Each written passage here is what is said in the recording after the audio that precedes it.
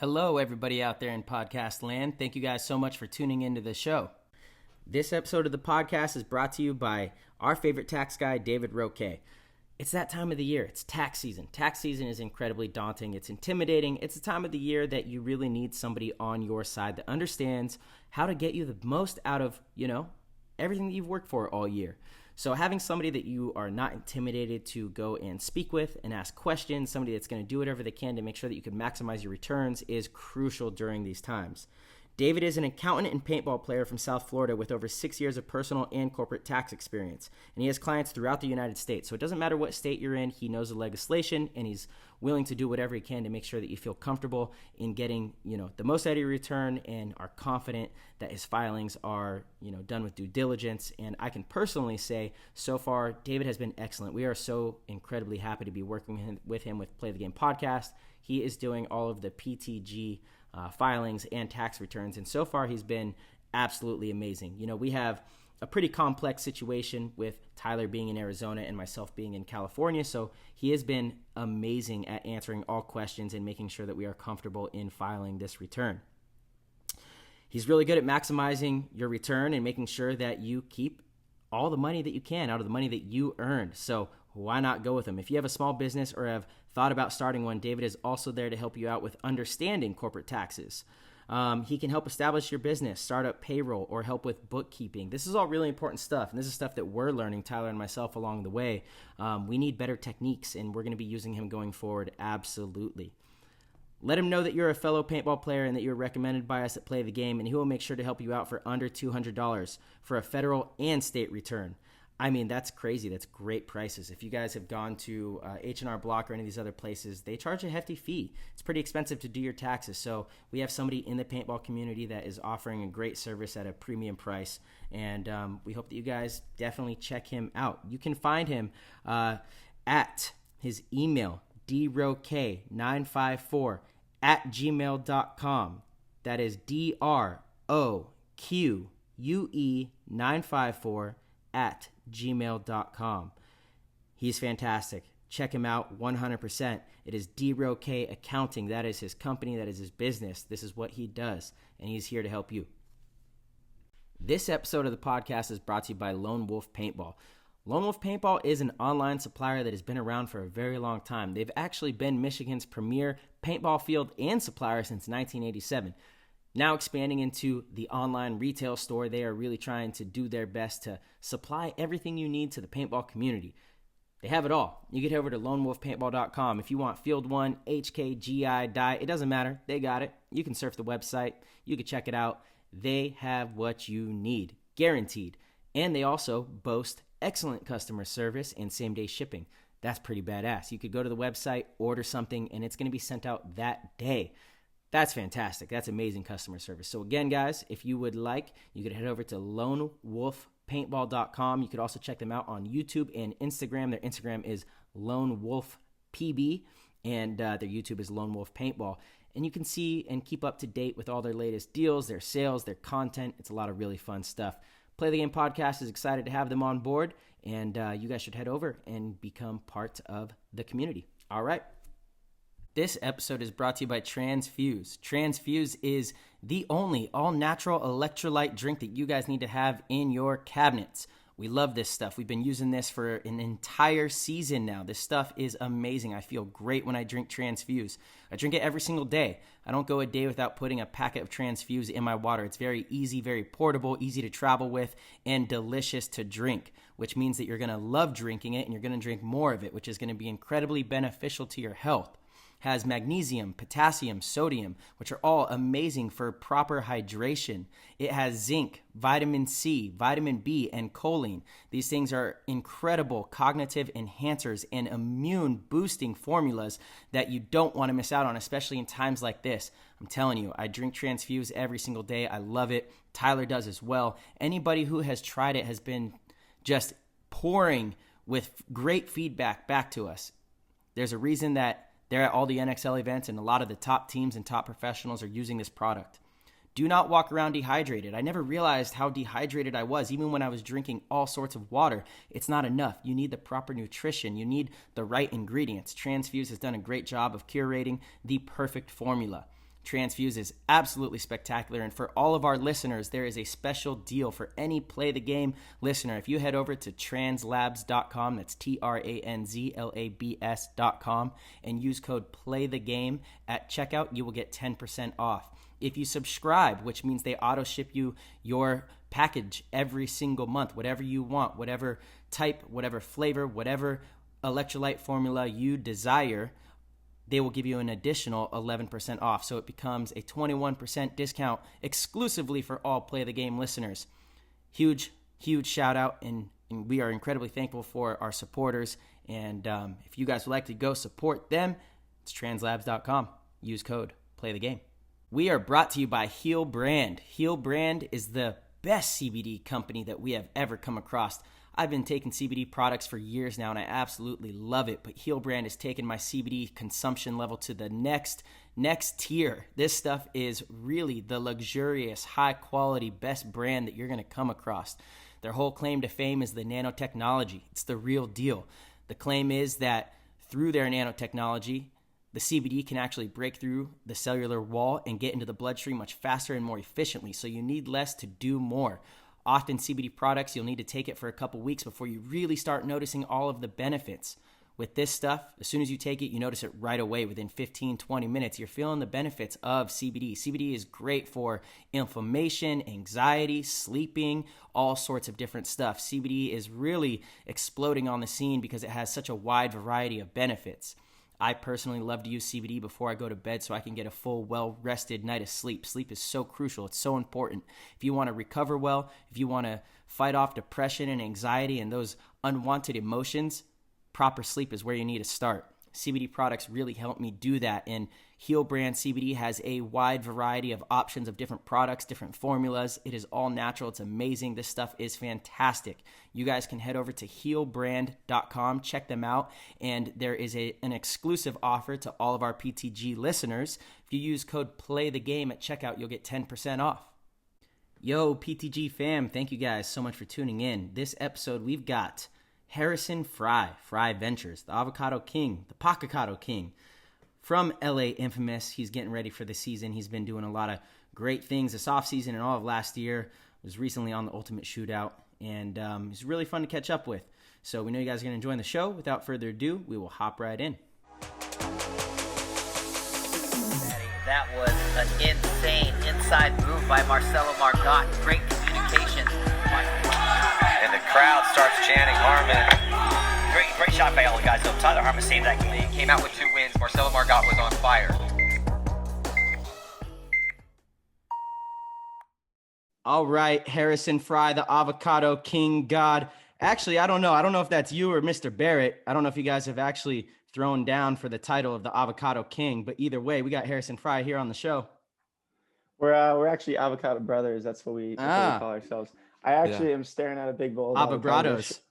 I should have brought them over here for the intro, but I got about 10 of them right over there. So you're the Pockecado King. Let's you can take that. Let's make this happen. He's taking us to the avocados. I'm taking the avocados to you. There we go. For the YouTube, we have avocados. They're live. We got cados. There we go. Oranges. We got bananas. Nice, dude. Nice.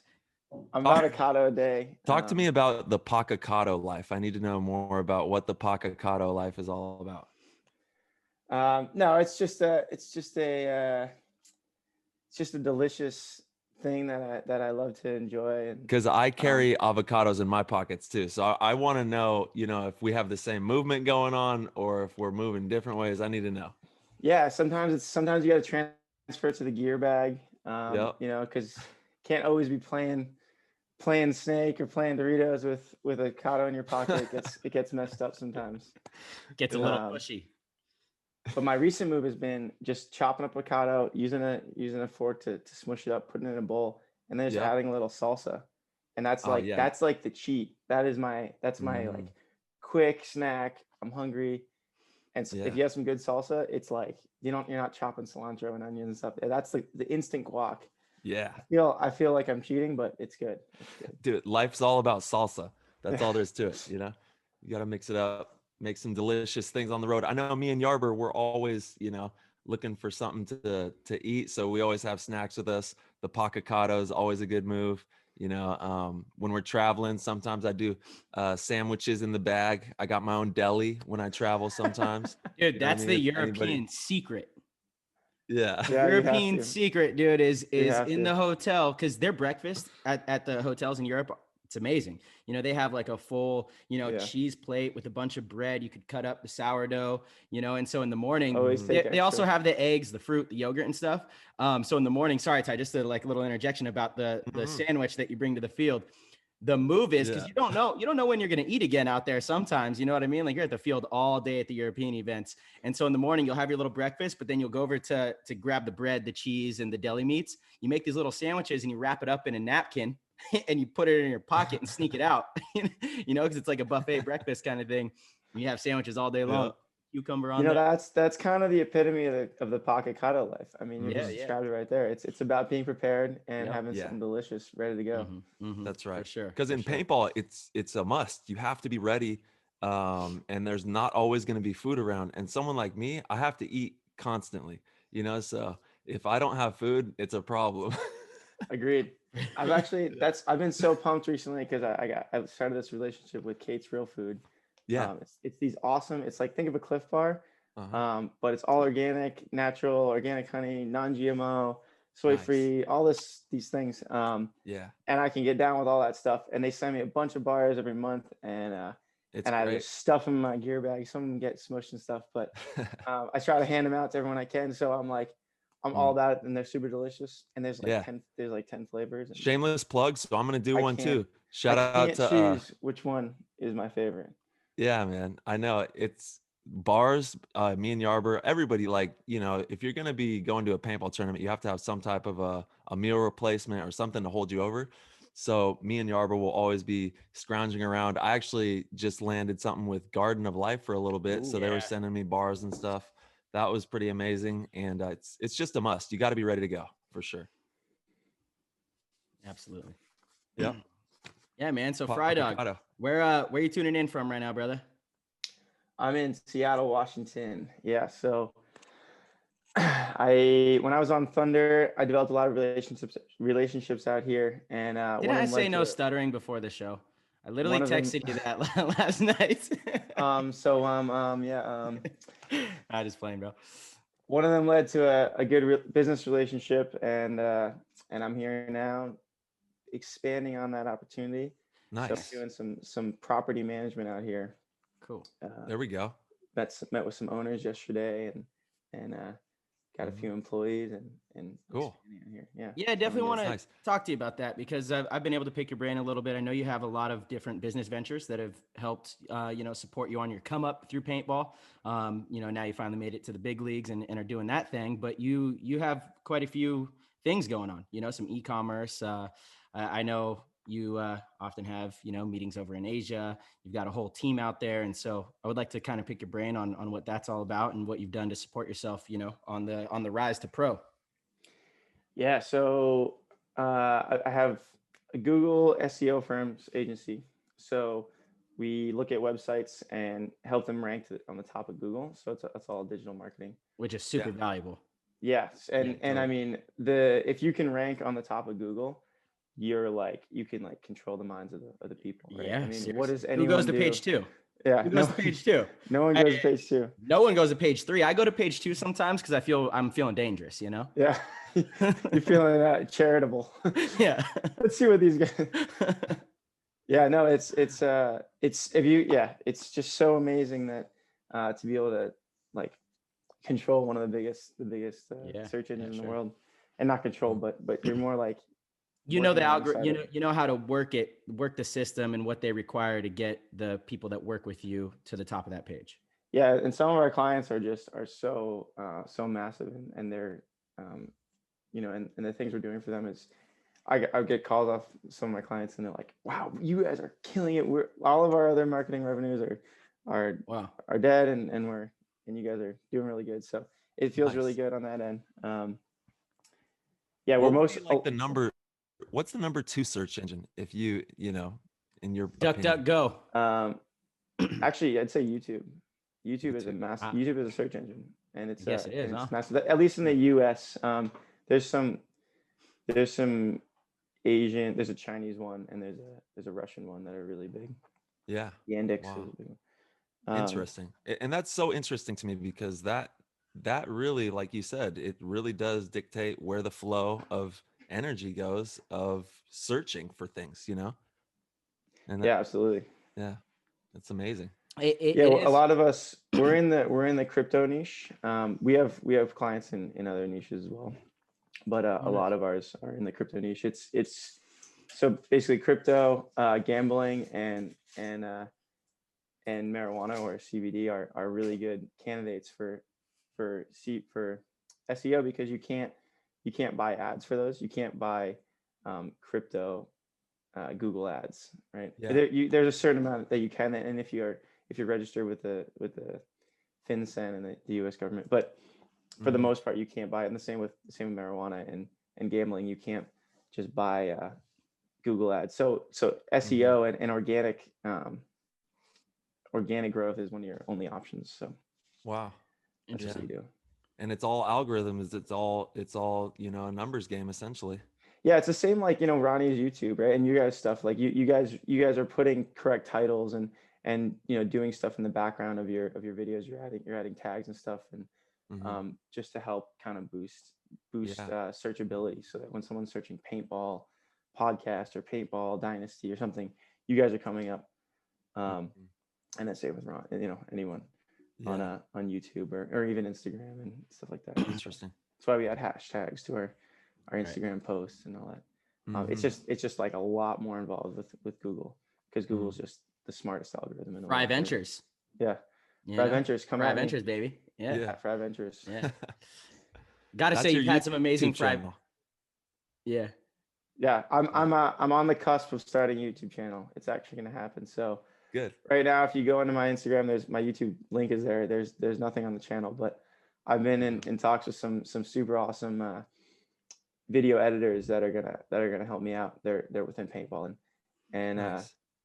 So I've just been like videoing everywhere I go. I feel a bit like Ronnie, but yeah, but good. dude, so much respect to him and what he's been doing. Oh, and I'm like, this guy's been killing it. I want a tenth of what he's got going on right now. He's killing it.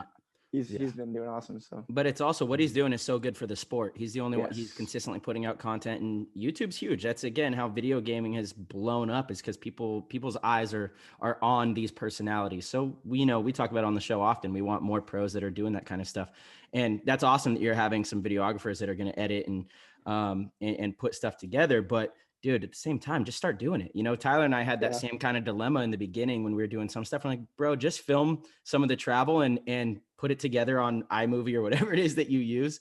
And people still are down to consume, it's content, it's real, it's raw, it's genuine. Cause you have a lot of cool stuff going on. And so, don't hold yourself back, but you said it here on the YouTube channel, on the Play the Game podcast, the YouTube, everything. So, the listeners are going to be holding you accountable. Yeah, it's happening. Content. Please hold me accountable. I want it. It's been in the back of my head for too long. I need to make it happen. No, bring it out into bring it into the real world, man. That's what it's all about. And Marcelo is absolutely right. Like we don't know what we're doing. We're paintball players. You know what I'm saying? Like we do that really well.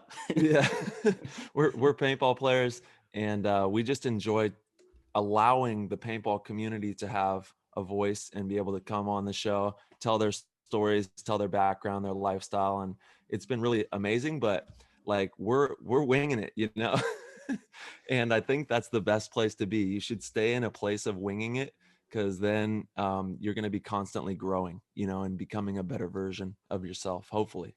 No, you're absolutely right. Thank you, catch me on that. It's 80% of a bad plan is better than 10% of an amazing plan, or whatever, just make it happen. Even if it sucks, throw it out. I put in even a paintball, right? Like if you had a coach, like a game plan, right? If it was a terrible game plan, but all 5 dudes are doing it, the likelihood of you winning that point is way higher than if 5 people following a great 5 different great game plans. Five people not wanting to follow a good game plan. Yeah, 100%. Or whatever. You'll 100% true. You need people to buy in, right? Like it's important to have everybody on the same page and do stuff at 100%. I think it's the most important, honestly. I think that, you can make so many things work. Exactly. Just off of kind of BS, you're like, all right, guys, let's go. And everybody's ready to go with that same frequency. And you guys are going to move together. You're going to have a organization working really well together. Yeah. It's so funny. Sometimes I'll go out and coach a team and I'll be like, I mean, I didn't do any like much X's and O's. I just like, it's just about keeping everyone together and being like an adult, Yeah. And it's, that's like 90% of coaching is not like actual paintball smarts. It's just about being, no, you did not do that. You suck. Kind of personality managing. I think the real elite coaches, and there's only a few of them, to be honest, throughout all sports, right? Yeah. They're the ones that have been able to master both. They're elite minds in the game, so they understand the X's and O's better than most, right? But beyond that, they also, and probably more importantly, understand how to get the best out of each one of their players. And that's what it really comes down to, is how do I address this player? How do I address that player? You can't have a blanket way to address the whole team. It's never going to work that way. You need to be able to look at somebody, understand them, and get the best out of them. And that's what makes the most elite coaches in any sport. You pair that with understanding the X's and O's, how to read other teams, their defense, their offense, understanding all the situations, having the pedigree, having the respect from your team. That's really what separates the insanely good coaches. But I do think you see a lot in divisional, more so to your point. They might not understand the X's and O's, but you can be a really good coach in divisional paintball if you can understand personalities and you can get the best out of your guys or girls. Yeah, absolutely. I mean, when I was on Thunder, our first 3 events, we didn't win a game, and we brought in a coach who was like a D3 player, but he was just an adult, and he was a manager at a power plant. He, just a good adult. And then we got 5th place that next event. Like, we went from the worst team in the league to 5th place. Yeah. Was that in Chicago? I think you guys beat us. You beat us at that event, right? Yeah. Solely on, an adult being there, not and everyone listening to that adult, not on like, X's and O's. And while he does have a lot of that knowledge, but it wasn't that was winning. So when did you start playing paintball? 2005 was my first NEXL. Shout out to Ant and Lori, Boston Paintball. Yeah. Boston Paintball. So it was a 3-man tournament with my 2 high school buddies, and we shot one person all day. Yep, sounds about right. We got like negative points. It was like the worst. Funny. So your first time playing was in an event? No, that was my first time playing. That's how I remember. Yeah. And then before that, I guess I can go before that. Yeah, first exposure to the paintball. First time ever. Shooting cans in your backyard? No, my older brothers had paintball guns with our neighbors, and I was like little, and my older brother was like, and I wanted to play with it, I was too young. And they're like, okay, go run over there and we'll shoot at you. And my older brother, being a great older brother, didn't actually hit me. He just like shot at my feet. Yeah. I know it's disappointing. Very. And then like, fast forward a few years later, I always wanted to do it. And then I got my buddy into it. So we both got taken a Walmart or whatever, and got like Tipman 98 customs and started shooting each other. The first time we actually played, we like set up 2 pieces of plywood and cut holes in it and stuff. And we were too scared to even shoot each other. Like, neither of us got shot. We just shot like, 200 paintballs at each other the whole time. Like, neither of us actually got shot. Yeah. We were too afraid. So when you do get those big hits, those first big hits, what's your reaction? What do you say? Like when you first got shot and it was like, ouch, how did you take it? I don't know. I guess it's kind of builds. The first time, like, you get scared, and then you're like, oh, it's not that bad. Yeah. And then you start like making a move, right? And then you start like, moving bunkers and shooting someone because of that. And then, maybe you start bunkering someone. And that's what I was looking for. It's not that bad. Like, honestly, people try to write paintball up to be something that it's really not. I guess the best advice is you have to have good paint, right? If you're shooting, that's not meant to be out on that field, then it's going to hurt. But if you're shooting good paint, it's not that bad. It's also, I think we talked about this with Dan last night, but a big difference too is if you're playing or not playing. Not playing, it does, in my opinion, it hurts to get shot by a paintball. Like I'm not gonna just stand there and yeah, exactly. When we're doing clinics and stuff, and kids on the sidelines are just barreling the side and shooting you, I'm like, oh, that is the most painful thing that I've had happen to me, I think. But when you're playing, no it's like adrenaline, you're not ready. Yeah. When I'm also, playing, most of the time they hit you in the riblets. Why do they always hit you in the riblets? The worst spot. Dude. So like the worst thing is when you're doing a clinic, and actually for everyone listening, if you are ever going to come to one of my clinics, please keep this in mind, because I'm going to tell you the punishment that we gave as well one time. It was at the summer camp, actually.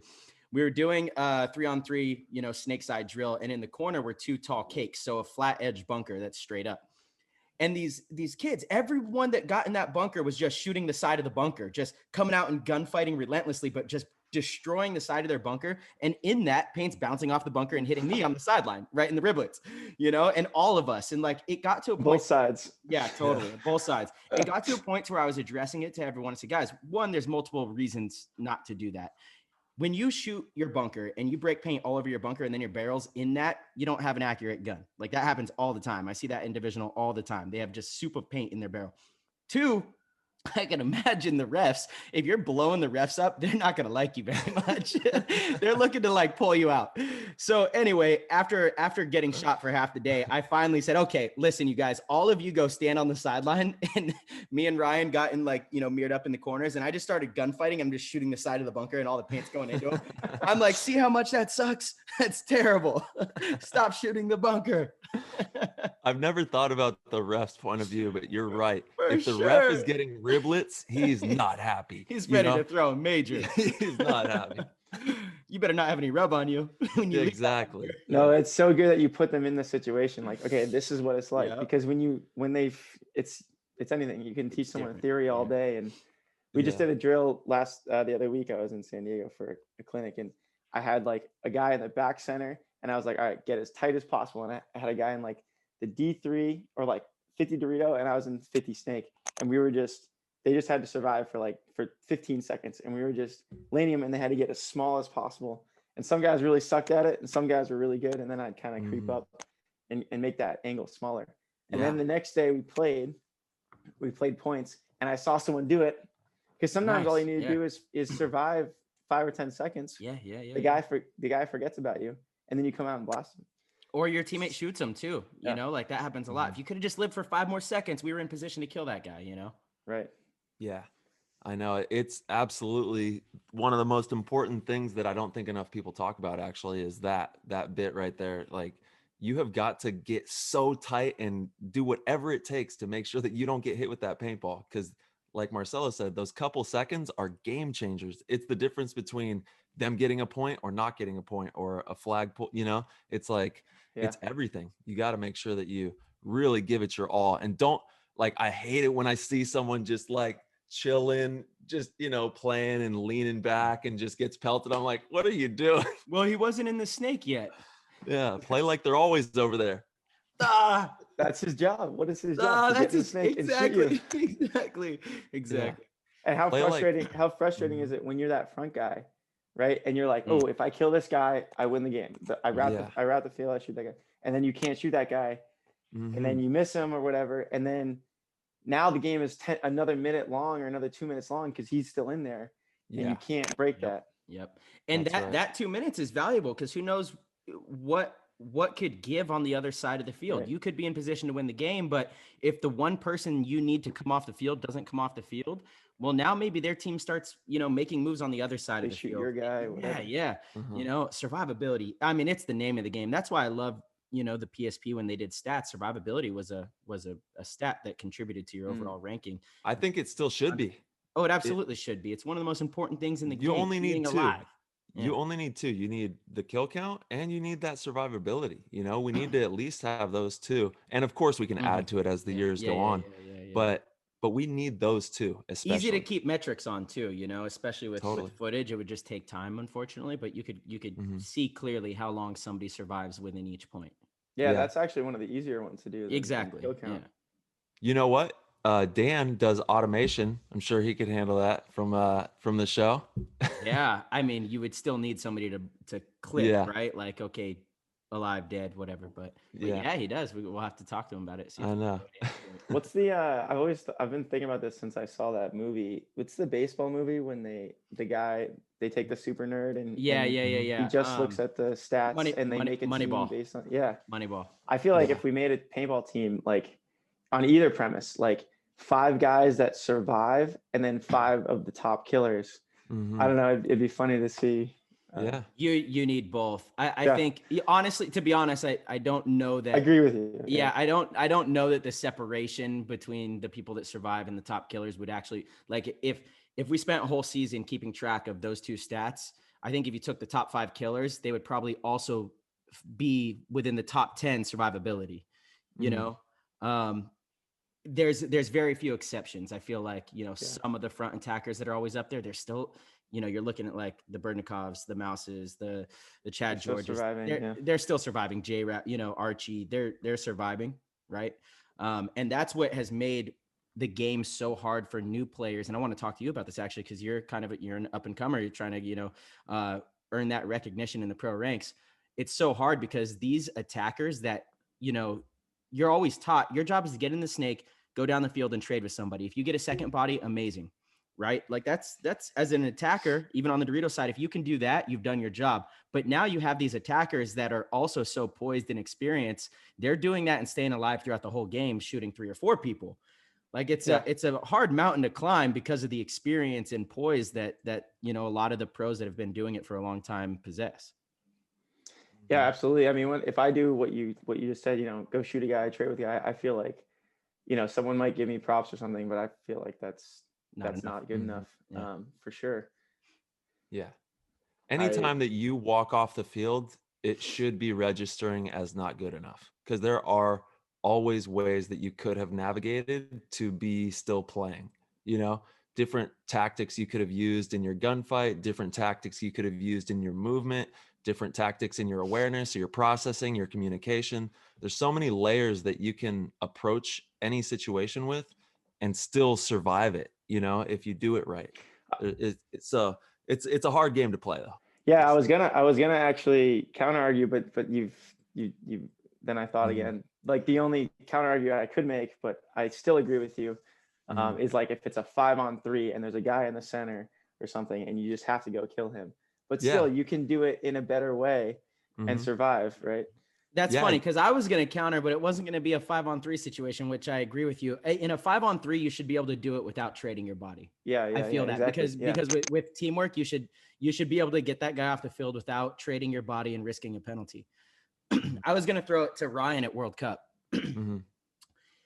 He died a lot, but he took 3 bodies with him. And he made the game so easy for us. And I don't know with the type of moves he was making, if he could have navigated to stay alive also.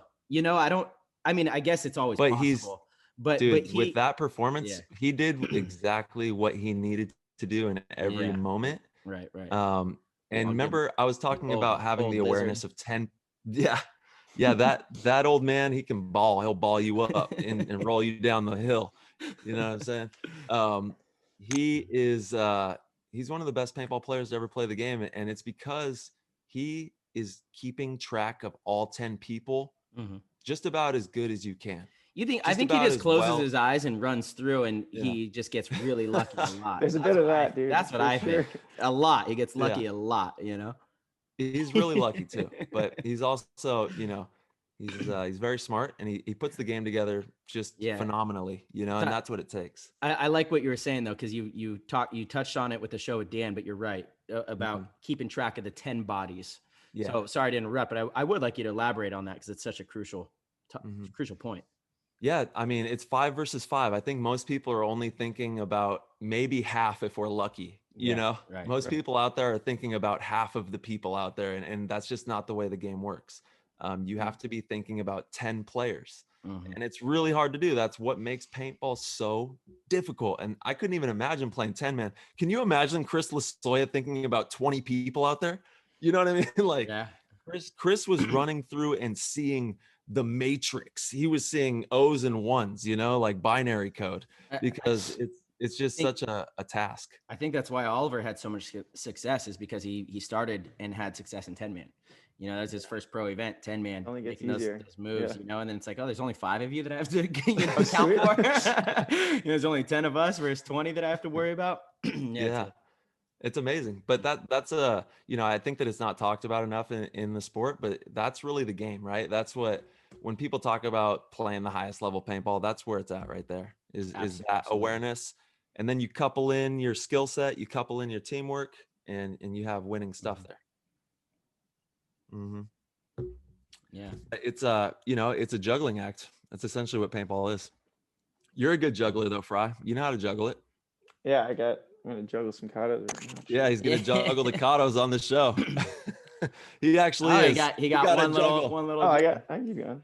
Wait a minute. He's going. How many juggles? 1, 2. Ooh, that one almost went. Oh, you almost took out the camera. This is a bad idea. Not bad. Better than me. I like it. Juggling. So you got two juggles was the deal. Dude, we're gonna do it. What's going on? I got headphones. I got a camera. I'm writing this down. We're doing a giveaway for our members. How many Kato juggles did Harrison Frye get? Hey Frye. Oh, now you're 2 All right, juggles. so let's see. Give him a good shot here. Let's see how many. The hardest. I picked some. If you got to take the headphones out, take the headphones out. Do what you got to do. I picked some soft ones. Also, this is going to be for future guests who can juggle the most of anything. Katos only.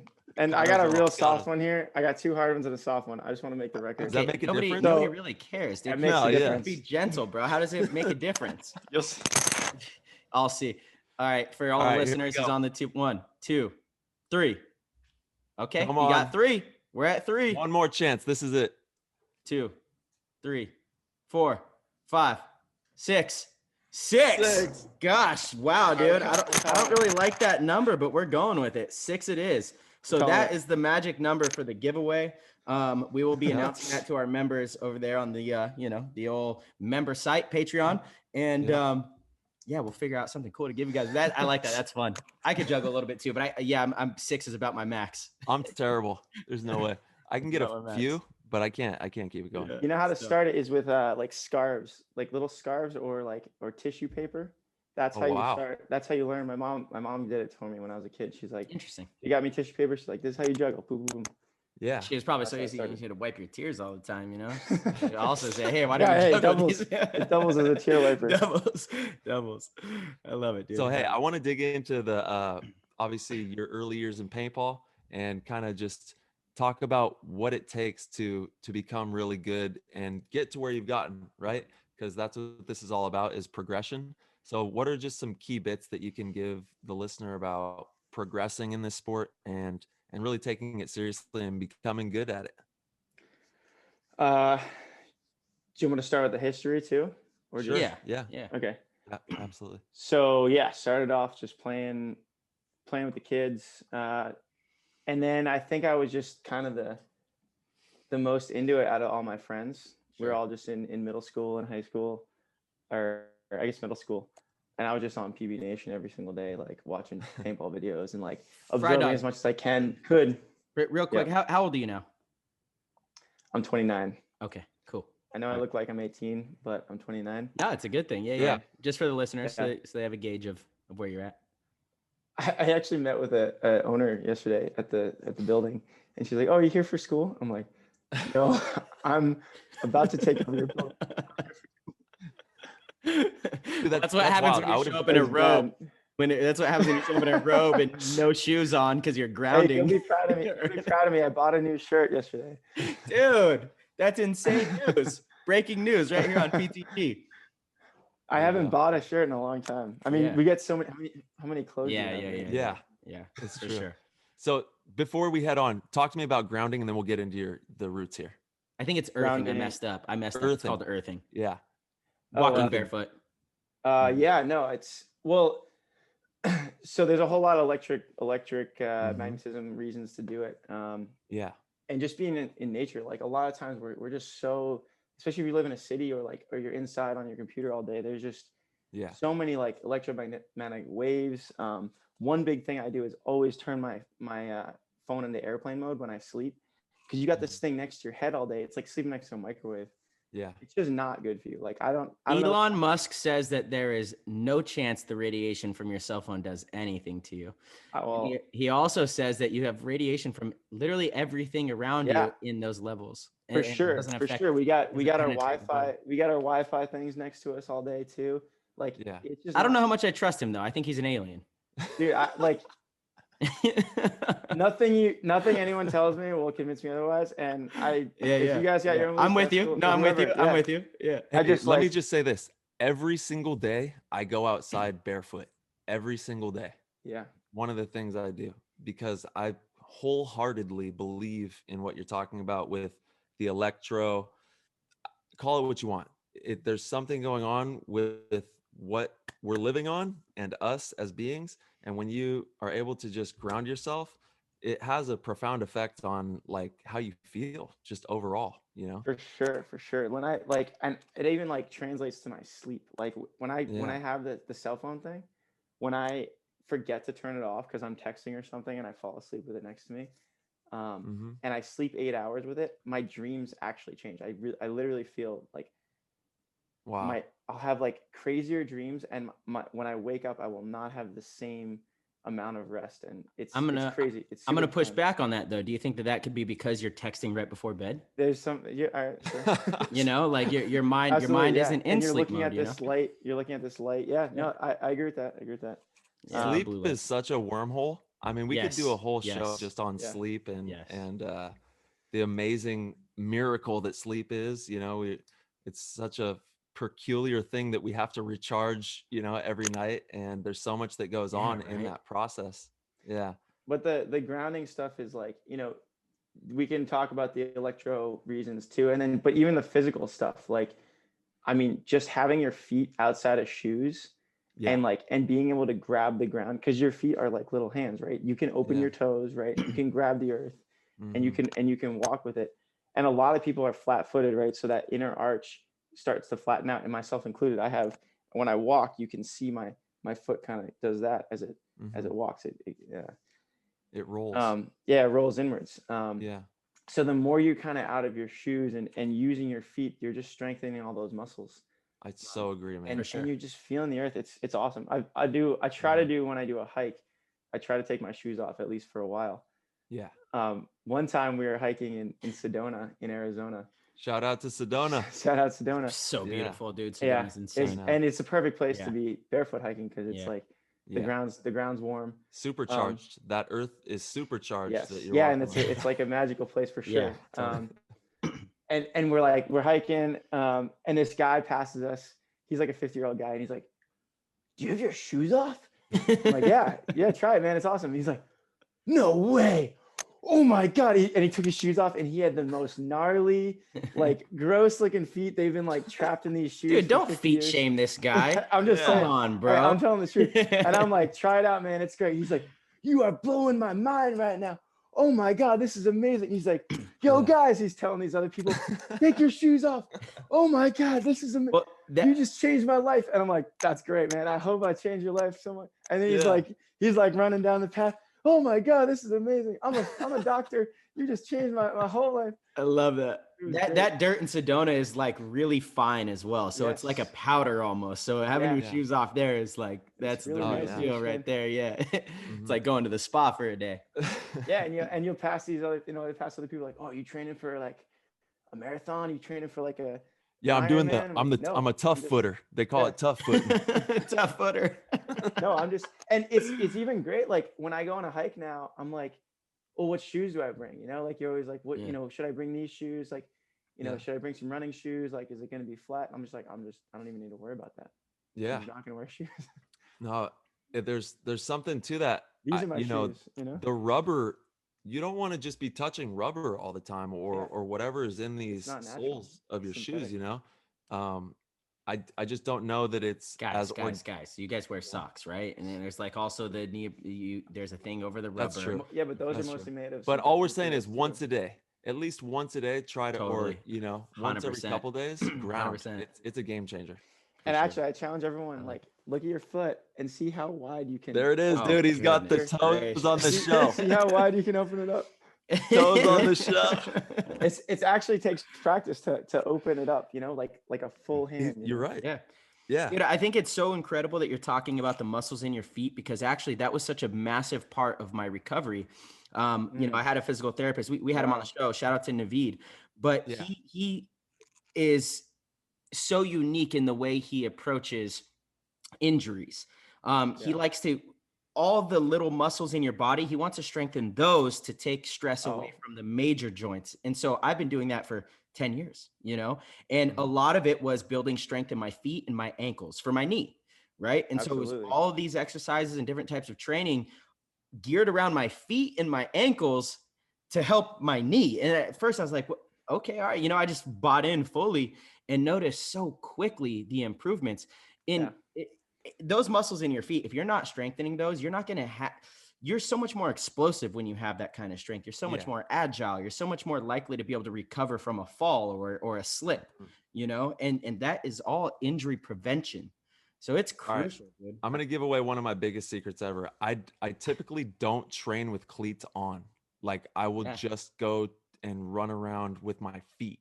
And then when I get my cleats on, I feel unstoppable. Yeah. Like, because my feet are so strong. Damn, Ty, you just let it out on the show like that, huh? Everyone wants to know how Ty's a freak athlete. He's just a freak athlete who's born that way. Nah, man, he's got some genetics, but he works for that as well. Yeah. And Harrison, in practice, you wear just socks or nothing? No socks, just bare feet on the ground, like doing my shuffles, doing my jumps, doing my obviously when I go to the gym, I'll have shoes on, but half of training is done at a grass park. Yeah. I always have to be training on grass, and like that's a huge key for me and my process that I apply to the game, is to have that connectivity too, with, like we're talking about, that grounding, that foot, that core muscle group, training, and then just obviously implementing the skill set to it. But it's really important, I think, personally. I agree. I try to take off my shoes at the gym all the time, but it gets a little weird sometimes. As much as I can. It gets a little weird sometimes. Oh, dude. Yeah, not quite allowed. They kind of frown upon that. They shut that down. Which is lame. Like, I mean, I think if you drop a weight on your own foot, it's your fault. Don't you? Isn't that all implied? And like your little gym shoes are gonna do much to it. Anyway. Yeah. I think it's more so if you have like cuts on your feet, they don't want you, around. Fair enough. That makes athlete's foot. Point. And all that. That makes a good point. That makes a good point. Yeah, damn, I wasn't thinking that. Still, it's at your own risk, though, huh? I know. Yeah, come here. It's at your own risk. Good luck. Let me sign my waiver. I want to live my life the way I want to live. If I want to risk it all so I can, be barefoot in there, let me risk it all. My choice. You signed. I'll sign whatever it takes to let me have my choice, Yeah. All right. We got off on a tangent, but I want to get back on the early years here for a second, and then talk about the progression like we're talking about with the question that I originally presented there. Yeah, just what was the original question? Yeah, I was gonna say too. I was like, fuck, I forgot it too. Just like how people can really take their game to the next level and progress the way that you have in the sport, and just become the best paintball player they can possibly be, essentially. Yeah, for sure. I think just hanging out. Let's see. Yeah, I started off just being a regular dude and trying to research and spend as much time as I could, not at the paintball field, like online researching and stuff. I was a nobody for a long time, and I'm still kind of a nobody, but that's all right. You know what I feel like you did, and sorry, I think this might poster boy of Infamous, dude. Infamous is huge. You're not a nobody. This might lob you a softball on this, but from my perspective, and we've known each other for a long time. We've had a lot of international travels. It's how I've gotten to, know this side of you that I didn't know before. But you inserted yourself in those situations, right? You, out of your own pocket, would go and be at these international events, and it demanded recognition, right? Because, hey, it's another American player. He's playing good against us. Who is this guy? You weren't pro. I don't even know if you were semi-pro at the time. Maybe you were, divisional player still, but it was like, he's playing well. He's from the US. Who is he? And you sacrificed putting yourself in those situations instead of like asking, to get paid or this and that. You would fly yourself down to these places and make yourself, be put on the radar of other pros? No, I was going to get to that for sure. Like my first time to Mexico, I had the opportunity to go. I wanted to go to Mexico. I flew myself down there. I arrived, like took the public bus to the city center, got my own hotel, like waited for the call, like took my own taxi to the field, like totally, who's this guy? And then we won that event, right? And then that team, shout out to the Scorpions from Playa del Carmen. They've invited me back every year, every event for 5 years. Like they couldn't, you make them not like refuse. Of course, you go down and win the event with them. Yeah. Yeah. And the same thing in Ecuador. I have a really crazy story about that one, but the short one is that one deserves a full story. Okay. But the same thing. I go down there, and there's 4 non-Ecuadorian people there. Myself, who's a semi-pro guy, Mishka, Fedorov, and Sergey, right? And those 3 are on different teams. And my team's like the worst team there anyways, like without any imports. And we ended up winning that event too. Like, and everyone's like, whoa, this kid. And I played Fedorov in the finals. We beat him. It's like, and wow. That was also on my own dime. And then next time it's like, well, I got the whole country on lock. Anyone that wants to, everyone's watching. So anyone, I get, invites left and right. But for sure, you get this one-on-one time. Like, when else am I going to play against Fedorov in a finals? Like, I've actually never even done it as a pro. So like, right. So, and how often do you get to do that? In the pro scene, it's once a year if your team's really good, or a few times a year. Totally. If you guys are both in the finals. So, and that in that the right game there situations, but you can still do they got Pro Tour Ultimate Shootout. There's that's new though. That's new. Those are new opportunities. Yeah. No, but I mean, even on that, right? Like Pro Tour stuff, like if I was, or an Ultimate Shootout, if I was, and I put myself out there in Ultimate Shootout to gain recognition. But if I was a D2 player or semi-pro player, totally, like, I would be at every single opportunity, fly myself out there, whatever. Absolutely. And like invest in that stuff, and not like, some NXL, like with, you got to play with your team too. But like, I'll tell you what, real quick, Harrison, if you don't mind, if I saw a kid that was like D2, that was, I know what it takes to fly yourself to those events. I know Ultimate Shootout's not paying for your flight. So if I see you're at every single one, even if you're losing, but you're doing well, you're beating some pros, maybe you get to like the semifinals or something, but you just keep coming back. I'm going to say this kid's on my radar because he's sacrificing a lot. He's putting in the work, and that's going to go a long way, because in paintball, especially, so much of it is like, how much are you really willing to sacrifice to be the best? Because if you're not, then you're never going to be the best, because you have to sacrifice a ton in any sport, but paintball specifically, because it's not like there's some, golden basket of money at the end, like you really do have to be willing to sacrifice to make it anywhere in the sport. It would go a long way in my eyes. And even like, my jump to pro was, I joined the worst team in the league. Like literally Thunder was going to get relegated. We're 16th place, and we only got saved because they expanded the league to 20 teams. So I joined the worst team. We all worked really hard, and we became, middle of the pack team. And then we're shout out to that organization. I played for the Naughty Dogs when I was younger, so I got so much love for that Northwest. I love the people out there, and just good paintball scene, great people. Mama from the Naughty Dogs, shout out to her, because she would make us the best food after practice, and I always Mama love was her famous. Mama was famous. Yeah. She's still famous. She's amazing. Yeah, I love those guys. I'm probably gonna go play with them this weekend, and it's always like, go there and just, it's all love to my brothers. It's good times. And so I was talking to one of my semi-pro friends the other day, and he's like, I want to go pro. I'm like, I just sent him a list of teams, like, and it wasn't, Impact, Heat, Dynasty, Infamous. It was the low. I'm like, go after these guys. And he's like, oh, I don't want to play with that. I'm like, all right, that's all. I'm gonna stop texting you. There's nothing else I can tell you. Like, you might never play them. You're not going to join Impact. Yeah. As a semi-pro dude, like that just doesn't happen. Like, totally. I mean, it does to some degree, but like, going the low, you got to start at the bottom. Dude, have the humility. It doesn't happen, actually. What semi-pro players ever joined Impact? I guess you can't say ever, but during their, the last 7 years of their championship run. It doesn't happen. You're right, Harrison. You have to cut your teeth. You have to prove yourself, especially the pro division now is, again, I spoke on it earlier in the show. You have so much experience, that is still in the pro division, doing it at a high level. To get on one of those top teams, you're going to have to prove yourself in the pro division first. You just are.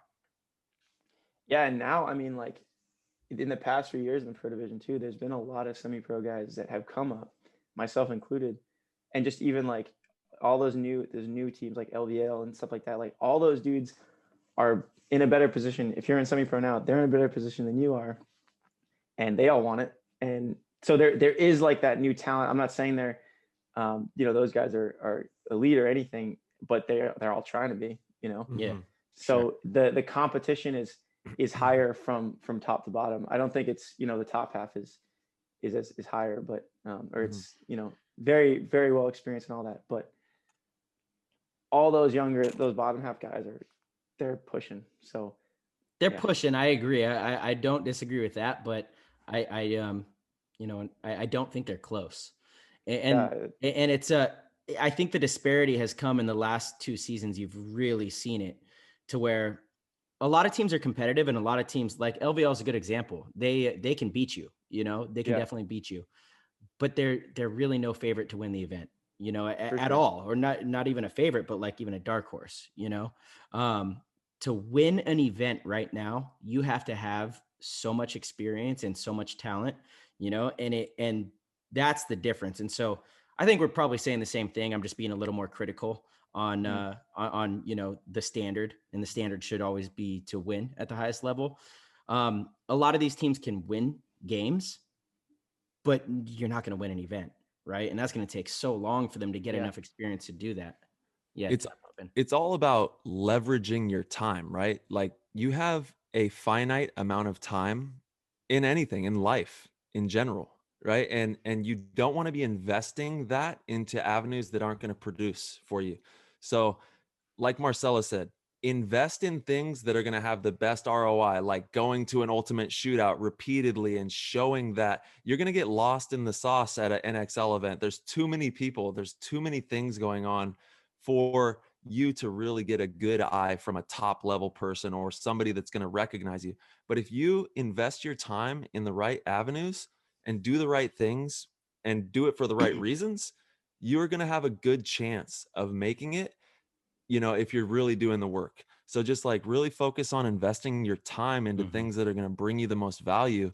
And that is, your body needs to be ready to go. Your mind needs to be ready to go. And you need to place yourself at the right points at the right time and really get yourself out there, and play against people who are better than you. Start from the bottom and have humility and be humbled.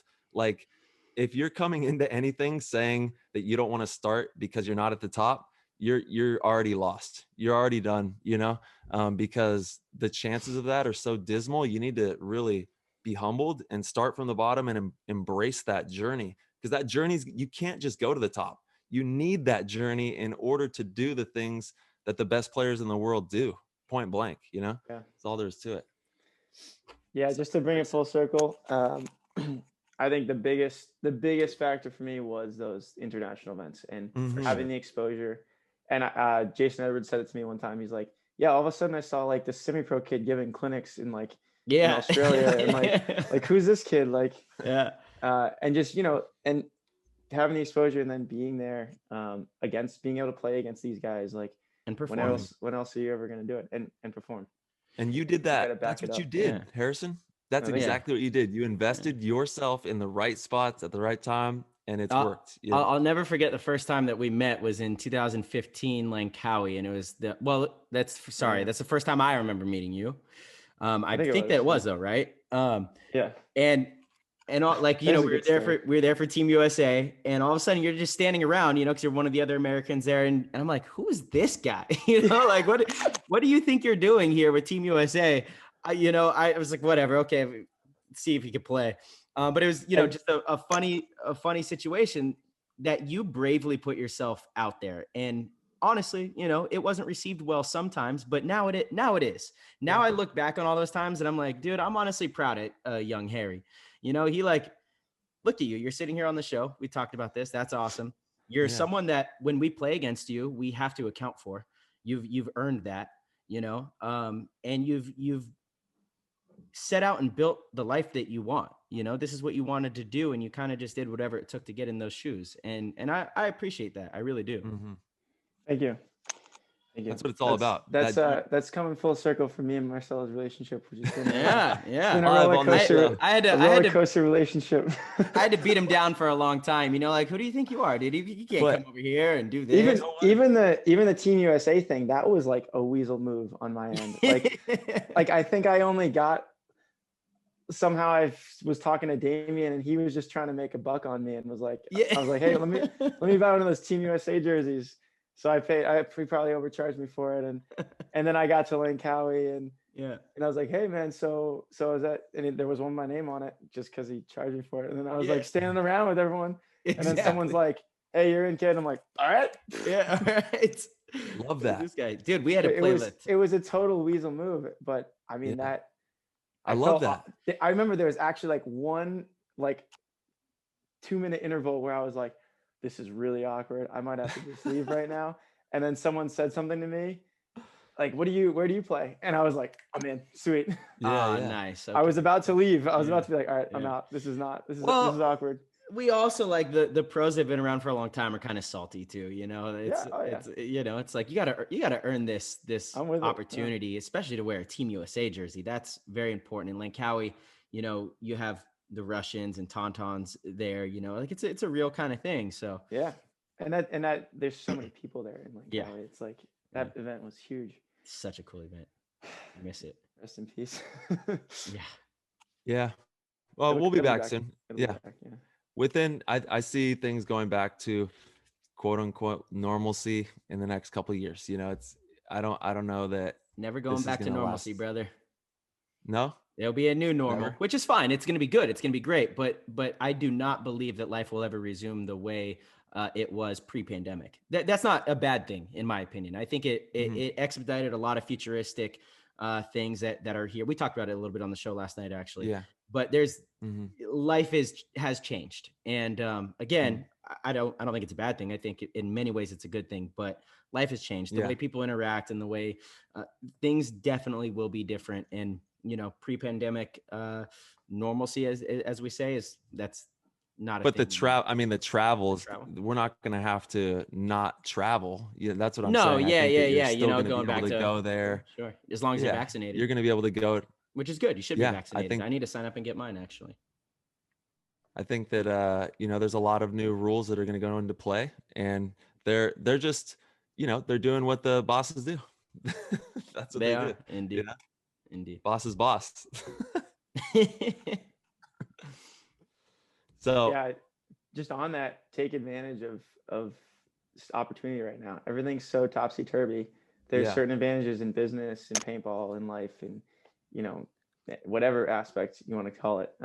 Just take advantage of that stuff. Like in the beginning, I think everyone was super scared and the economy is going to go to zero, like whatever, but there's just certain opportunities. I mean, you guys, right, are a great example. You guys started this right last year. Totally. Yeah. When there's no content, and even in the market, in the paintball podcast market, even there was a big lull, and you guys for sure recognized that, took it. I'm sure you had a lot more time on your hands, so it was a good time to start it, to start a business and do that. So it was right opportunity. It was paintball for us during that time, like we'd get on the show and talk about paintball. We're like, all right, we're going to practice. We got a game today. We got this, It's almost like you were doing what you normally do anyways. You just recorded it. Yeah. Let's call Bob Long today. Oh man. We got to have him on again. That was the best. I could talk to him all day. He's so funny. Yeah, for sure. And I had Tyler on I had a private, the January project. Yeah. So I do a thing every year, the January project. I play for 30 days in a row. If I can't play, I'm watching. Yeah. Thank you. Actually, that's another big thing that I did coming up. It helps who's this random semi-pro D2 kid playing paintball for 30 days? That's crazy. Like what a crazy challenge. And I actually moved to Boston one winter. Mind blowing. Real quick, I just found the hack. What you do with your work with the SEO, you know, you get pages on the front of Google. You figured out the algorithm to get yourself on front of the pros' eyes. You figured out the algorithm. Dude, for sure. I mean, you know, like skill and stuff, I did a lot of work on that end, but on, you know, you have to be there too. Like we all know, like some things in life are just who you know and your political ties. And that's not all of paintball for sure. Like there's been a lot. I played for 30 days in January. I play, totally. I'm the last one at the field every single time. You can ask anyone I've ever played with. I will be the last one on the paintball field, and I'll be taking the like half bags of paint from the ground and I'll pick up paint off the ground sometimes, like just so I can get those extra snaps in. So it's a lot of hard work. Like think about when you were a kid, right? What a paintball meant to you. I still remember what a paintball meant to me when I was 11 years old. Like I used to take a marker and like draw on them. Hey, I did so much. They're cool. And if you can hold on to that all the way through your process, and then someday be fortunate enough to have them give you paintballs, try to remember what a paintball meant to you. Like when you first started, you know, if you were a kid or whatever, it's money. Those are nickels, damn near, you know, like. Yeah, and my pods too. I used to have like, you know, only 3 pods, and I'd like mark them, and like, you know, they'd all be mine. Totally. And so during those first few years at the January project, when I was playing for 30 days, I mean, paint was expensive. I wasn't sponsored. I didn't have the same relationship with Boston Paintball that I do now. So I would buy a case and make it last 4 days. So a bag a night, right? And there'd be other players there that, you know, would screw me up because I was only thinking them. and I'd go in the corner and I'd like pick up. I could pick up like hoppers of paint sometimes. Like go in the corner, wipe it off of my shirt. Like that's good. Grab another 5 paintballs, wipe it off. Good. And and then put myself in a position, like go up in the middle and like be in a position where I have to shoot this guy. And if I miss him, he's gonna screw me up because I'm just in the worst place ever. I'm in the worst bunker. But if I nail a shot, boom, now I'm wrapping the field. Yes. And just doing things like that, like putting me in, you know, dire situations, that like building epicness, you know, or like clutchness, right? Like that's Marcelo's big thing, is like, you know, like if you can be clutch, like, I mean, that's everything in sports and life and everything. Yeah. What's one of your favorite drills that you really love doing? I consider myself like snapping is my best attribute in paintball. So I do a lot of snap work and like totally, I'll film myself and just totally like critique everything. Yeah. Your survivability is insanely good. That is something that makes you a danger on the field, is like you can get so small and you have good gunfighting skills and you stay alive. So you'll get yourself into really good spots and then be hard to dig out. And that's a thorn in the side of any team you're playing against, you know? Okay. Thank you. Yeah. So if I'm by myself in my backyard, I got this can, like a bean can, you know, I'll eat the beans, I'll put a hole in it, and then I'll just hang it on a tree. And actually Patrick Kraft, his dad taught me this. This is the best thing I've ever heard. Let me just say that. So I'll fill it. Have you seen this on his Instagram? Yeah. It's funny. I'll just fill it with dirt, you know, so it weighs a lot. It's hard to hit, man. It's really hard to hit. Yeah. it's not a pole, you know. Poles my favorite part is he said, I eat the beans. I eat the beans. And then I put the can up there. It's just full circle, right? Yeah. And I got tuna cans too. You know, I got like a whole thing of them. That's awesome. Love that. You know, people go out and like snap a pole, but there's like, it's actually like almost bad because there's no up and down accuracy, you know, it's only left and right.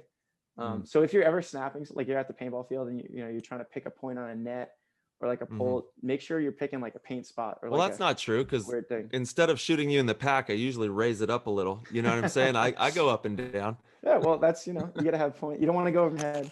No, I make sure. So I'll do you know, I'll hang the bean cans and stuff. One really cool one I'll do is I'll stand with the can behind my back, and I'll jump and do a 180 and try and shoot it before I land. Yeah. And John Wick stuff. That's the epic. Yeah. Have you ever pulled that off in a match? Sometimes. But that's you hear him coming, you do a 180. Wow. You know? But for me, it trains the mind to have like an unexpected way to shoot somebody. Right. That's the clutchness that I'm trying to train there, is like you're running down the field, you bunker one guy, then you see another dude like, oh shit, boom, boom. Oh You yeah. know, like All day. That clutchness is what I'm trying to like. Dude, sometimes I'm one-handed swinging it, just like getting them. You know what I'm saying? Just from side to under side. the legs, like. Yeah, you'll catch me doing a roll shoot. I'll do a tootsie roll. Boom, got him. And then I'll do it flying through the air. Boom, got him. You know, the John Wick stuff. You gotta let him have it.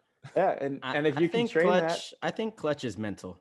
Of course, it requires the technical skills from it, but you can't plan like what your clutch move is going to be, or what your clutch shot is going to be, or what your true. You know, it's like truly, it's a mental battle that you have to overcome. You know, that's been actually my focus mainly this past January project, and like this past I guess 6 months has been like really trying to just grow my mental a lot more game tape from Go Sports and and stuff like that, and just like having a super clear head. I've been taking some nootropics, like trying to just experiment around like with what's been working. I actually have it here, shameless plug.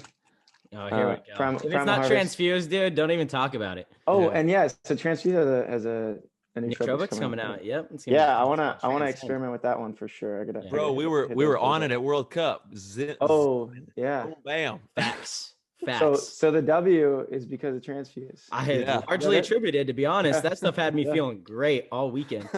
Yeah. No, I mean, I was actually YouTubing some stuff last night. I really want to learn, because there's so many different. There's like 800 types of nootropics. Of course. Sorry, 80 types of nootropics. I want to just like. No, I'm there's sure some more of them like aren't 800, dude. A nootropic is anything that stimulates the mind in a way that maximizes the output, right? So there are, you're probably the first thing you said, 800 to 1,000 different types of ingredients that can do that. Yeah, and I just want to learn. I mean, I want to learn every single one. I mean, your mind is like the most powerful thing. Wow. Yeah, totally. I mean, if I'm sure there's some that aren't super sweet for you. They might be good, you know, like Adderall or something. That's a nootropic.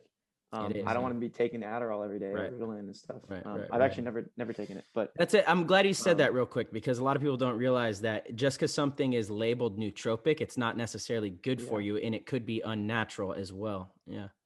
Like this one has this one has 12 different ones, and like it's on my list of things to do. I want to like research each one, like rosea, that's like a natural herb. That's a natural herb. Obviously, I mean, not obviously, but sounds probably like it's good for you, or not. It sounds like it's good for you. That's some famous last words right there, buddy. I mean, I'm all about natural stuff. So in most Frye dog over on Rodea Drive over here. I think you're onto something though. I think that, you know, there's a little bit of validity with most herbs are, you know, as long as you do your research, they shouldn't take you out, you know, but you got to do your research and make sure that we know exactly what we're hold on a second, because like 70% of plants will kill you. 70% of herbs will absolutely kill you if you eat them. So hold on. I could probably think of more chemicals. Is that true? You, though. It's absolutely true. Yes. It's kind of a funny thing. You can pretty much eat all meat. And this is, look, I'm not meat. So if you cook the herbs, they'll wipe you out 70%. Well, that's a good question. If you cook them, maybe you get rid of some of the toxins. I'm not positive on that. That's wild. Yeah. Thank God that. So hold on. Yes, but with that said, the amount of different herbal species there are, like, there's a lot of great ones to choose from that have insane medicinal properties. You know, so for sure. Yeah. But I'm just saying, don't go into the local forest and just start eating, you know, a bunch of stuff. And you know, that's actually, I do that a lot. So look at there we go. And then my girl will be like, there. Do that. Yeah, no, it's fine. But you know which ones you can, and like I said, doing the research and making sure that you're not going to take yourself out with a plant. But I think that I actually have this. Sorry, you say. I was just going to say our guts, they receive plant matter because we're water beings. Meat's very acidic. Most of the time, herbs are going to sustain you pretty well, you know? I've been trying to learn. The poison is their defense mechanism, right? They can't attack you, they can't bite you, and so they have things to keep keep themselves alive. Actually, plants are amazing. Plants really are. We could go into great detail about that, but I've been trying to learn so much more about them. I grew up on a farm and did a lot of farming and like just being outside all the time. I got this app on my phone. It's called Seek, and like you can point it at a plant at the leaves, and it tells you what it is. That's cool. It tells you like, oh, that's a an oak tree or whatever. Sure. And just trying to learn all the different trees and then like all the plants, and then taking that back and just being able to recognize stuff. Wow. Yeah. And I've always been into mushrooming, so I like, and the same. So like to Marcelo's point, like there's 70% of plants will kill you, whatever. The same with mushrooms, right? Yeah. But and the plants, that's because there's so many different types, right? We only know or need to know or care about 30% of them or whatever, that are really awesome. And the same with mushrooms. Like if you want to start mushrooming, you only need to learn like 5 of them, and you just learn what are your favorite those, ones? and you don't touch anything else. I do a lot of. There's some favorite ones that I like to do. No, magical ones, psilocybin. We're gonna see that here in the U.S. as for medicinal type use soon. Yeah, it's coming. For sure. Therapeutic reasons. I support it. Better than other stuff that people are being put on. Yeah, for sure. Yeah, that's natural versus unnatural stuff that we're talking about. Oyster mushrooms. There's always oyster mushrooms growing around me. Chicken of the woods is awesome. Chicken of the woods. If you take that stuff and you cut it up and you dip it in eggs and then bread crumble like a chicken cutlet and you fry it, I promise you will not be able to tell the difference between that and a chicken cutlet. Is there any like what's the health benefit from it? They're all just super good for you. I'm not super knowledgeable on mushrooms. Are really good for your brain, I think. Yeah. They all have different stuff. But I find chicken of the woods a lot. Yeah. And I'm telling you, like that thing is delicious. Like you will not, if I serve it to you, you would think it's chicken. You'd be like, oh, this chicken's good. Yeah, but I guess I want to know the health benefits of it, because actually chicken is very good for you as well. So yeah. We should Google it. Yeah, I know. and the other one. All right, I'm on it. I think a lot of things too in the mushroom world is chicken of the, what's it called again? The chicken of the mushroom? No. Chicken of the woods. Chicken of the woods. Or hen of the woods. Chicken of the mushroom. Chicken. And I think a lot of these mushrooms are like, mushrooming is kind of it's not, the industry isn't super advanced. So a lot of it is like witch's tale and folklore of like what's good for you. Yeah. Yeah. A lot of it is. So like another one that I find all the time is chaga. Chaga mushroom. It's like, it actually kind of looks like this. It's like growing on a tree and it's this big black brain. Like an avocado. That's what he has. It's an avocado on a tree. Yeah. Okay, hold on real quick. We got to be careful. So chicken of the woods identification and a poisonous lookalike. So you guys got to be careful of the poisonous lookalike. For sure.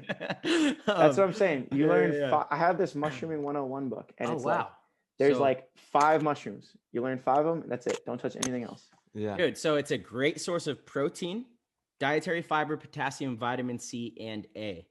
Has 71 grams of, this is 100 grams of this chicken of the woods mushroom has 71 grams of carbs, 6 grams of fiber, 21 grams of protein, which is that's amazing. Wow. Only 2 grams of fat. It has potassium, vitamin C, and vitamin A. Whoa. Yeah, nice, dude. That's nutritious for sure. Yeah, and anti-inflammatory benefits, antibacterial support, high in antioxidants. Wow. Nice. Good find. Chicken of the woods. Let's go. It's awesome. I like it a lot. The way I look at it, a lot of people like don't like mushrooms, especially in the US. Like you'll talk to a lot of people like, oh, I don't like mushrooms. Like, I love mushrooms. First of all, you probably haven't tried. You probably only tried like the box, those box whatever mushrooms that they sell everywhere. That's like eating white bread almost. And second of all, like there's 4 types of organisms on this earth, right? Plantae, animale, fungi, and protista. Protista are like bacteria. Fungi are mushrooms, plants, and animals, right? Yep. And if you're only eating 2 of them, I mean, you're using protista in your gut and everywhere. There's bacteria all around you. Yeah. A lot more on Marcelo sometimes. Hey, I'll take it. I got all the good bacteria, baby. More bacteria, for sure. It's not a bad thing. Yeah, no. I mean, we could talk about probiotics and stuff and gut bacteria, but and if you're not eating like fungus, like that's a fourth of, simple math. That's a fourth of the organisms on the earth that, potentially huge health benefits and stuff. And there's fungus inside you and on you too. Absolutely. Yeah. Dude, every day I'm taking a mushroom blend. And even like my job that I did in California for almost 10 years was looking at different types of funguses that eat houses, break down cellulose in wood members of structures. I was a structural inspector. So like my whole world I've really dove into that world. It's a really interesting paradigm in there. Did you look into that mushroom that attacks ant colonies and grows on the head of the ant? Yeah. That thing is so cool. Dude, you can even you can even you're doing a lot of ant stuff or what is it called? Termite stuff. Yeah. They have this mushroom that you can plant or that you can inject into a colony that will kill the whole colony and it grows a little mushroom on the ant head. It's spectacular what that thing does. It's kind of a gruesome mushroom, obviously, because of what it does, but it does it. And then that mushroom that grows out of the head, it pops and then it gets into the air and lands on more bugs, and that's how it gets more of them. So crazy thing about mushrooms, and I'm not well versed in this, enough. I've read about it a little bit, and then I store it like, oh wow, I know that's fascinating information, but to actually elaborate on things is difficult, as you guys know. You have to be pretty in depth. But I'm going to try to summarize what I know. But mushrooms have like a colony. They're actually intelligent fungus. They have a colony underneath the soil. So like within the forest, a mycelium. So, mycelium. Yeah. That's what it's called, huh? Okay. Yeah. So it's like this whole network that's working together. When you see a mushroom, it's not like just they like kind of in a way communicate. It's like with roots, one another. Basically. Yeah, absolutely. Think of it like Avatar. It's crazy. I think actually Avatar was inspired on that. Like, how in Avatar, like you kill one tree, it like you've seen that movie. I don't remember that movie, to be honest. I saw it once. It was only 4 hours, dude. You got to tap in on that. But exactly what you said. And I think the biggest mycelium like colony in the world is like this massive area in Maine, somewhere in Maine. And it's like, hundreds of football fields wide of just this one organism, right? And it's one stem. Think of it like roots. Okay. And I've grown a good amount of mushrooms before. You're right. They're all communicating under the soil through the roots, and then they're passing information and nutrients to each other. And it's like a functioning body. It's pretty crazy. And the actual fruiting body, like the mushroom, the thing we consider the mushroom, that is the last. That's like the end. That's like the seed, right? It's like a fingernail or something. Yeah. The reason it does that is so it can spread its spores, right? So it only does that like to get a mushroom, a mycelium colony to actually produce a fruiting body, a mushroom, you have to shock it. So you either like slam it on the ground or throw it in cold water. So it shocks and it's like, oh crap, winter's coming, or something, we gotta go. We gotta start producing spores so we can survive. Interesting. So interesting. Hey, you did the ultimate shootout. Yeah. No, I want to continue. Yeah. I want to talk to you about that experience in there, and what you think it takes to be the best in that type of a format with the ultimate shootout. Yeah, that was such a cool day. I got the opportunity to go down there. Steve Rabikoff and I were on the phone for way too long talking about it. He likes to go off on tangents. He's the man. He's awesome. And so I went out and trained, and Cody Makowski, my teammate, was on the show, or was doing it as well. So I actually flew out to him 2 different weekends, and we trained 4 days together and just played super hard. We got all the local Wisconsin guys to come out, and so we could have different looks, because everyone plays different. If I played you, totally different than him. And I remember one match actually was really important. Jason Dennis, he played against me. He was on Boom at the time, or Energy Elite, and he was like, it was like 19-10. He was beating me, and normally like, okay, I'm gonna lose this game, but just that practice of like going out there and like, all right, I gotta win. So beat him 1 point, beat him another point, and it's just it's such a mental like battle. Like he only needs to shoot me 1 time. I have to be perfect, right? And he actually ended up beating me in the practice round, because it was like 19-10, and I got all the way to 18 or something, and then he shot me because I did some kind of stupid thing. My game plan was this, and it was working, And then I changed it and he shot me. So that taught me, like, if something's working, just keep going. Yeah, totally. And that practice, not always so though. that practice, not no, always. Especially, because then he adjusts and shoots you, and then you say, I should have changed my game plan. Yeah, for sure. And I think if when Ultimate Shootout becomes more advanced, and everyone's just going to get better at it, right? Everyone's going to learn all the strategies and everything. That what you just said, Marcelo, is going to be way more valid. Just at this point, like, no one knew anything. Sure. We're just Makes doing sense. one thing. Yeah, I hear you. That at least my experience was just keep running it if it works, because you only need a few points to win. Yeah. A few good games. So fast forward, the 2 practices with Cody Mikowski, I was back at my home field challenging anyone I could. Like, I was talking to, Eddie Painter, Thomas Mantoni, anyone from the Boston area, like Greg Rostic, Harris Hussein. I went out to NYX's field and challenged those guys. I'm like, I'll buy you paint. I don't care. Just come play me. Like, boom, boom, boom. I'd set up, like, mini fields. Like, this was going to be all me, right? Like, if I went out and sucked, I couldn't blame my team. Like, it's all me. Yeah. So I wanted to make sure I was, at the top of my game. I probably trained harder for this than not anything, but very, very hard.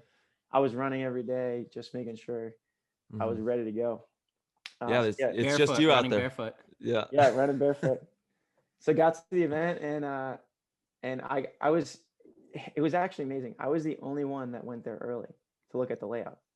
What? Because they dropped the layout, like midweek before or whatever. That's crazy. And I was the only one there on a Friday, going there early and walking the layout. Everyone, they were setting it up, and I was hanging out helping them too. It was like, Benny Challenger was there, and Gel and a few other guys, and Rabikov was there. So I was hanging out with them too. But I was expecting, at least half the guys to go and, like, look at the zones and stuff. Well, and just visualize, like, how you're going to win on that field. Right. That field, It's so, it's I mean, layout, right? We all know how important the layouts are, and change your game plan. It's everything. You got to know what all the angles and cuts and how you can approach different situations. That's everything. Yeah, it's crazy. So, I mean, that was just a huge lesson to me. Like, sometimes, like, how much effort was it for me to go out there, Right. like 10% effort, whatever. And that makes me 10% better than at least the first game, than the other guy, until he learns some stuff. And, it just multiplies from there, right? I'm going to be 10% better for the whole time. And they have buzzers. Yeah. It's about, that plays a huge part in it too. There's so much going on at any one time.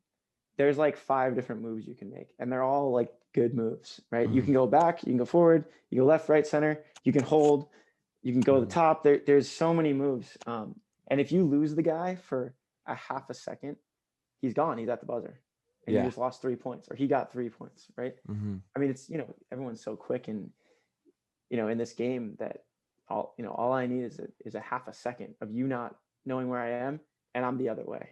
Yeah. Absolutely. So it was a big lesson for me to, like, wow, no one's even, like, I can do this little amount of effort and be this much better than someone. Like, it's just the little things, and all of that up, right? Me going out to the stuff you're 100% in control of. Yes. You are in control of that. I actually have this quote, like, never underestimate, and it translates to everything in life. Never underestimate the power of the other guy to screw up. Yeah. And it's so true in paintball. Like, sometimes, right, you're in that, they're across the whole 50s, and you're like, oh my God, we're going to lose this game. There's no way. But, you hang in there, and then the guy screws up and he gets shot. Yeah. Then more space opens up. Or, like, making a move. Like, I can't make this move. This guy's holding that lane.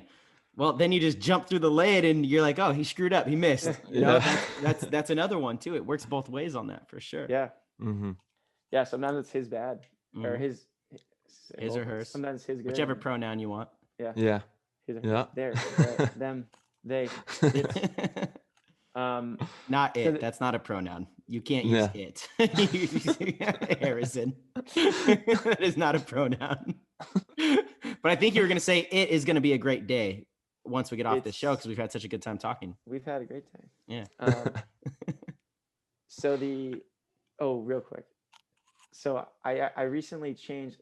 Actually, this is another Joe Barrett move. Joe Barrett got me on the avocados. Joe Barrett got me on the walking, the hike, the barefoot hiking. Okay. Yeah. Joe Barrett has a stupid song from Doug. Remember the show Doug? No. Oh, that's a great song. Doug Funny. Oh, Yeah. I don't. I'm not He's in got on this. this. He's got this stupid, like, it's not stupid. He's got this funny show from when he was a kid that he loved. Yeah, And Doug. That's his ringtone. Or that's not. Sorry, Oh. that's his alarm. Okay. Yeah. So he wakes up to this. So I've been traveling with him a lot, recently, and now I just know the song. Yeah. It's I need more allowance, and it just like goes into that. So Now that I think about it, I'm surprised you didn't go to Aftermath. We talked about it, but there's no way I'm leaving. I'm not Yeah. leaving Infamous. You have a good situation. Travis is one of the coolest dudes and one of the best coaches that I've ever playing with. Travis, I got to play towards the tail end of his career, and then as he was kind of stepping into a coaching role, Travis is the man, dude. And I love what Infamous is doing. I really do. Yeah, just being on that team, it's such a, like, everyone's a doer. Like, everyone's, most of us have our own business. Greg he just expanded his gym. Oh, that's right. Brett has his own business up in Maine. Right. Obviously Infamous. Callie is he's just good at everything. Like everything he does, ping pong, like anything. He's just super good at everything. Yeah. And he does all the design work on all our stuff. Yep. Like just everyone. Cody Mikowski has his own business. So it's just such a good environment to be in. But the wake up thing, I changed my ringtones to my alarm, instead of that's the worst. No, you can't start do that. Start off with that day, or I changed it to Nappy Roots. Gonna have a good day. Yeah. Gonna have a good day. And no. So I wake up to that. Like it's a game changer. I know. I use apps. How did it take me this long to wake up to this? I'm surprised because you're really conscious of this stuff. I know. I'm surprised, dude. I changed my alarm ringtones years ago. I mean, years ago, it's to so like important. a soothing opening. I wake up and I'm like, you're like, if you feel like you're like, oh, just coming out of a dream, rather than like, and you're like, you wake up all. You're like, oh shit, I gotta get my socks on. Dude, oh no, I gotta get my coffee. I don't know what I need. I only wake up with the most abrasive alarm clock you've ever heard, dude. Military style, dude. Of course you do. It's yelling at me. Oh no. Don't get me wrong. Don't get me wrong. If I'm in Asia and we were just partying all night, I got a 5 a.m. flight. Totally. That's when you change the alarm. Yeah. I'm gonna throw on the alarm to I'm gonna put 10 of them. Yeah, exactly. 3:04, 3:07, 3:10 a.m. But today, Harrison. Today I woke up to gonna have a good day. Dude, that's the best way to start every day right there. Yeah. And I have my girl next to me and we're, just dancing. Let's have a good day. Yeah, we're dancing in bed. Gonna have a good day.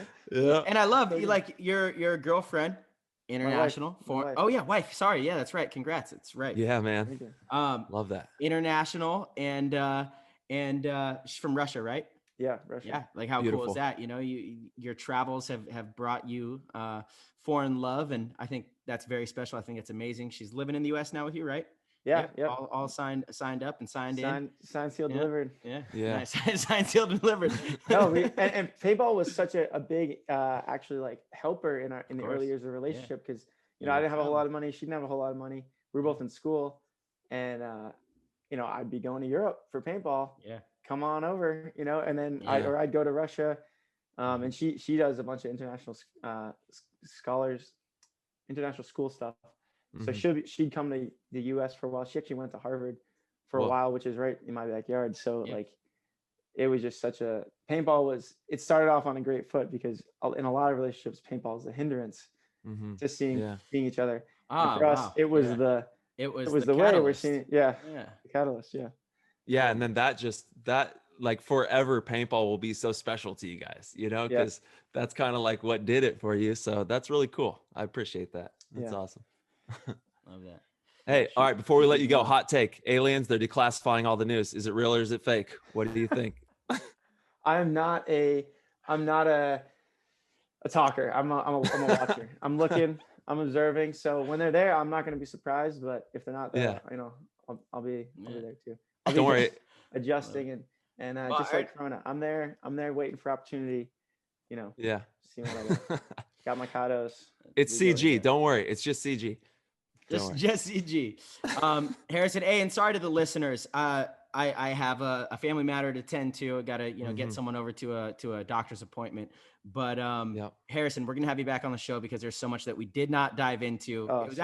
This was actually just a fun hour and a half. Like I wouldn't mind, waking up in the morning and having this kind of conversation frequently. So it's valuable for the listeners. Well, I'm not gonna go that far, bro. I don't need to call you. All right, we can hop on the show. The listeners can maybe I will. But we'll have you back on soon so we can really dive into your story, some of your travels. I know there's a lot of very interesting stuff to be discussed there. Absolutely. But other than that, man, thank you so much for coming on the show. Where can people keep up with you in the meantime? Instagram, Harrison Frye Ventures, Facebook. Just approach me, send me a message, say what's up with the field. Just don't be weird about it. Be like, yo, man, what's up? Oh, don't be weird about it like you were weird about it. Yeah. Like, hey, what do you mean? We all learn. We all learn. Calling the pot black, Nah, the motto is just stay weird. Have fun, enjoy yourself. That's what it's all about. But dude, we appreciate you so much, and we can't wait to have you on very soon. And I hope you guys both stay safe out there and have fun. Thank you. Keep rocking, awesome, brother. Peace. All right, PTG fam. Thank you guys so much for tuning into this episode. We're sorry it was a little shorter. We're definitely going to have Harrison back on very, very soon. That was a fun episode. He's really interesting to talk to, very knowledgeable, and has really worked his way up through the ranks the hard way. So I know we're going to have him on again in the very near future so we can really dive into his backstory, some of his travels, and so much more interesting stuff that we know all of you guys are really going to enjoy and love to consume. So again, PTG fam, you guys could head over to ptgpaintball.com, check out our website, see any of our shows on there, and if you guys would like to become a supporter, become part of this show, we would really greatly appreciate it. Our Patreon is linked to there, and you can find out more information on the site. All right, everybody, we will see you, as always, very, very soon.